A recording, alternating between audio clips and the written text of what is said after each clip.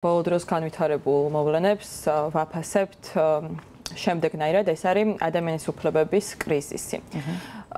ეს შეფასება შესაბამისად არ გულისხმობს მხოლოდ და მხოლოდ იმას, რომ კონკრეტულ შემთხვევებში ირღვევა ადამიანის უფლებები, არამედ ეს გულისხმობს იმას, რომ ამას აქვს მასობრივი, ფართომასშტაბიანი ხასიათი, რა დროსაც ასევე უფლებების დაცვის პროცედურული გარანტიები არ არსებობს იმ ინსტიტუციების სახით, რომლებიც უნდა იყვნენ მართლმსაჯულების აღსრულებაზე მთავარი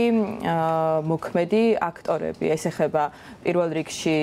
საგამოძიებო სამსახურებს, როგორც სპეციალურ საგამოძიებო სამსახურს, ასევე პროკურატურას, რა თქმა უნდა, ასევე უმნიშვნელოვანესი როლი აქ აქვს სასამართლოს. თქვენ თანაშრომობთ სხვა საერთაშორისო ორგანიზაციებთან. აი, როგორი არის მათი შეფასებები საქართველოში ადამიანის უფლებების დაცვის კუთხით ან დარღვევების კუთხით? 2024 წლის 28 ნოემბრის შემდეგ არაერთმა საერთაშორისო ორგანიზაციამ, როგორც საერთაშორისო უფლებადაცვითმა ორგანიზაციამ, ასევე საერთაშორისო ორგანიზაციამ იგივე გაეროს სახით, მაგალითად გაეროს სპეციალური მომხსენებლების სახით, ევროპის საბჭოს ადამიანის უფლებათა კომისრის სახით, EUTHO-ს სახით და ასე შემდეგ, გააკეთა ის შეფასებები, რომელიც ზუსტად ეხმიანება ადგილობრივი უფლებადაცვითი ორგანიზაციების შეფასებებს და რაც გულისხმობს იმას, რომ ეს უფლებადარღვევები ნამდვილად ფართო, ესე ვთქვათ, მასშტაბს აღწევს. მაგალითისთვის, ჯერ კიდევ 2025 წლის იანვარში გამოქვეყნდა გაეროს 6 სპეციალური მომხსენებლის შეფასება, რომელმაც დაადასტურა, რომ წამებას და არასდროს მოპყრობის სხვა ფორმებს აქციების კონტექსტში ჰქონდა სისტემური კოორდინირებული ხასიათი, რაც გულისხმობს იმას, რომ ეს მაგალითად დემონსტრანტების ცემა იყო არა ინდივიდუალური, ინციდენტური გადაცდომა, მაგალითად რომელიმე კონკრეტული სპეცრაზმელის მხრიდან, არამედ ეს იყო ორგანიზებული დანაშაულის სახის მქონე, რაც ამავდროულად მიუთითებს არა მარტო ამ ინდივიდუალური დანაშაულის ჩამდენი პირების სისხლის სამართლის პასუხისმგებლობაზე, არამედ მათი მეთაურის პასუხისმგებლობის საკითხსაც. როდესაც საუბრობთ დაუშვათ სამართალდამცველების მხრიდან უფლებამოსილების გადამეტების ფაქტებზე, როგორც დემონსტრანტების, ისე მედიის წარმომადგენლების მიმართ, არ არის ყველაზე მძიმე შემთხვევები, თუ შეიძლება ასე გამოვყოთ, რაც მოხდა ამ ანგარიშებში? ჩვენ სამოქალაქო საზოგადოების ორგანიზაციებმა 11 ორგანიზაციამ ჯერ კიდევ დეკემბრის თვეში დაიწყო დოკუმენტირების საერთო პროცესი, რაც გულისხმობდა მათ შორის წამების მსხვერპლების ინტერვიუებს სპეციალური საერთაშორისო ოფიციალური პროტოკოლის მიხედვით. ამ ინტერვიუების შედეგად დადგინდა ის, რომ მათ მიმართ არასდროს მოპყრობას აქციების კონტექსტში ასევე ჰქონდა დისკრიმინაციული ხასიათი, კერძოდ მათ სცემდნენ, მათ მიმართ ახორციელებდნენ ასეთი ტიპის მოპყრობას იმის გამო, რომ ისინი იმყოფებოდნენ მაგალითად პროევროპულ აქციაზე და ამას ადასტურებს მათ შორის ის შეურაცხმყოფელი შეძახილები, რასაც ესე ვთქვათ ადგილი ქონდა და ამ ადამიანებმა, რა თქმა უნდა, მიიღეს ჯანმრთელობის ძალიან მძიმე დაზიანებები. ამავდროულად ჯანმრთელობის კუთხით დაზიანდნენ არა მარტო ის პირები, ვინც მაგალითად ცემას დაექვემდებარა, არამედ ისინი, ვინც მაგალითად განიცადა აქტიური ქიმიური საშუალებების მოქმედება მათთან მიმართებით. კერძოდ გულისხმობ იმ საშუალებებს, რომელთა წარმომავლობაც დღემდე არ ვიცით და არ იცის ოფიციალურად ასევე ჯანდაცვის სამინისტრომ და ეს დასტურდება მათ მიერ ჩვენთვის გამოგზავნილ წერილობით პასუხში. კერძოდ ჯანდაცვის სამინისტროს არ გამოუთხოვია შინაგან საქმეთა სამინისტროდან რა საშუალებებს იყენებდნენ ისინი აქციის დაშლის პროცესში და ერთ-ერთი ყველაზე მნიშვნელოვანი და არსებითი ასპექტი აქ არის ასევე მედიასთან მიმართებით განხორციელებული ძალადობა, იმიტომ რომ მედია აქციების დროს ცხადია სარგებლობს განსაკუთრებული დაცულობით და ჩვენ გვაქვს დოკუმენტირებული 100-ზე მეტი შემთხვევა, როდესაც მედიის წარმომადგენელი, რომელიც ცხადად პოლიციელებისთვის შეცნობადად წარმოადგენდა პრესას, გახდა ასევე მიზანი, სამიზნე ამ ტიპის ძალადობის და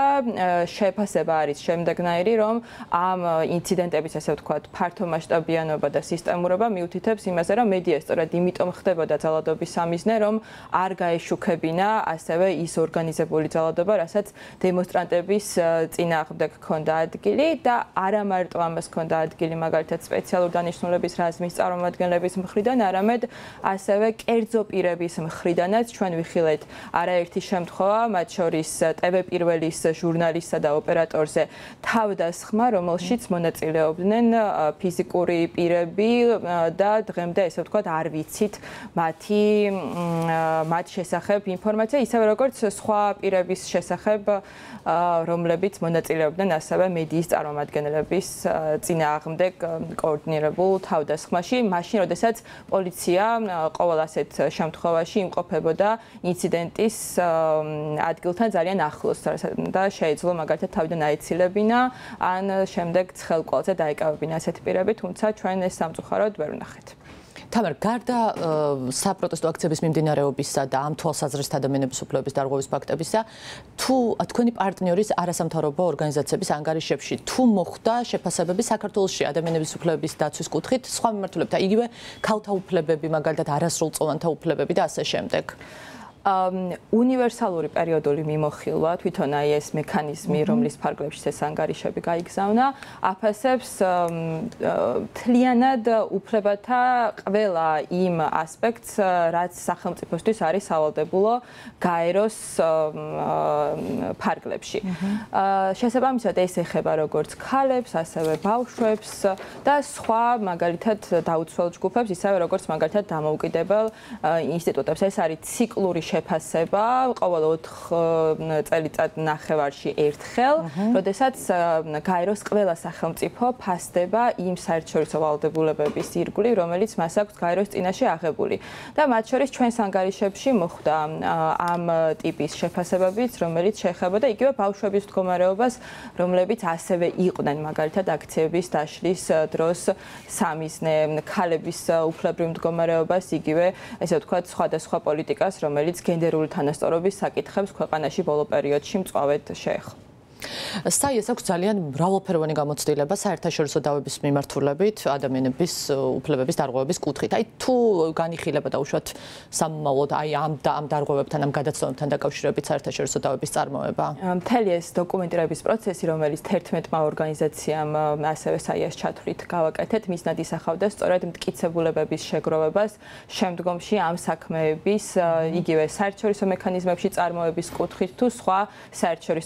საერთაშორისო ანგარიშვალდებულების მექანიზმების გამოყენების თვალსაზრისით. ამიტომ შემიძლია დაგიდასტუროთ ეს, რომ სამოქალაქო საზოგადოების ორგანიზაციები ასევე გეგმავენ და აქტიურ პროცესში არიან ამ საქმეების ირგვლივ საერთაშორისო სამართალწარმოების კუთხით პროცესების განვითარების და ამავდროულად ჩვენ ასევე ადვოკატირებას ვაკეთებთ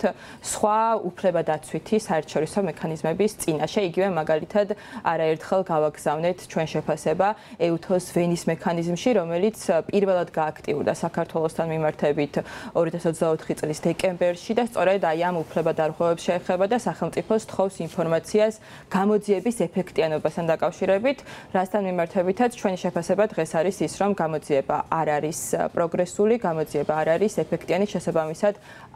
ადგილობრივ დონეზე არ არსებობს უფლების დაცვის ეფექტიანი საშუალება. თამარ, რა იყო თქვენი მთავარი რეკომენდაციები საქართველოს ხელისუფლების მიმართ ამ ანგარიშში? ამ ანგარიშებში რეკომენდაციები წარედგინება უშუალოდ გაეროს უნივერსალური პერიოდული მიმოხილვის ფარგლებში იმ მიმართულებებით, რა მიმართულებითაც ჩვენ ვფიქრობთ, რომ გაეროსგან სხვადასხვა ტიპის მოწოდება იქნებოდა სახელმწიფოსთვის მნიშვნელოვანი შემდგომ უკვე ადგილობრივ დონეზე უფლებების სიტუაციის შეცვლის კუთხით და უპირველესად ეს რა თქმა უნდა ეხება მთელ რიგ ინსტიტუციურ რეფორმებს და პირველ რიგში ასევე წინა ხაზზე არის ის შემზღუდველი საკანონმდებლო მთელი ესე ვთქვათ მთელი რიგი პაკეტები, რომლებიც მიღებული არის აქტიურად 2024 წლის დეკემბრიდან, შემდეგ უკვე თებერვლის ჩათვლით, მათ შორის სამოქალაქო საზოგადოების ორგანიზაციების ოპერირების სივრცის შევიწროებასთან დაკავშირებით. ამიტომ ამ კანონმდებლობების ესე ვთქვათ შეცვლა და რა თქმა უნდა ინსტიტუციური რეფორმა ეს არის ის მთავარი მოთხოვნები, რაც უკვე არსებობდა უნივერსალური პერიოდული მიმოხილვის წინა ციკლის განმავლობაში საქართველოსთან მიმართებით, რომელსაც ჰქონდა ვალდებულება, რომ შემდგომ პერიოდში ეს შეესრულებინა.